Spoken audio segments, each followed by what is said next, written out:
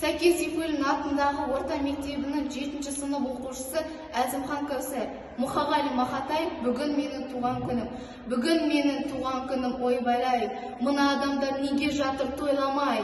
Банкет жасап берер едім өзім-ақ. Тәңірдің бір жарытпай-ақ қойған-ай. Мына дүние неге жатыр үндемей? Алаулатып тойдың шоғын үрлемей. Құшақ-құшақ гүл шоқтарын лақтырып. Мынау шапан, мынау атын міндемей.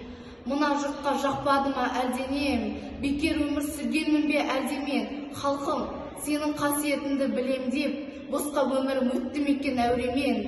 Айтамын деп қуанышым мұныңды, басқа арнаға бұрдым бәрі де жырымды. Мен бәрібір өзімменен бір болам, өзегімде тепсең дағы ұлымды. Тойланбасын не етейін, той көрмей-ақ, сый көрмей-ақ өтейін. Қаламымды берші маған бәйбіше, болашаққа арыз жазып кетейін.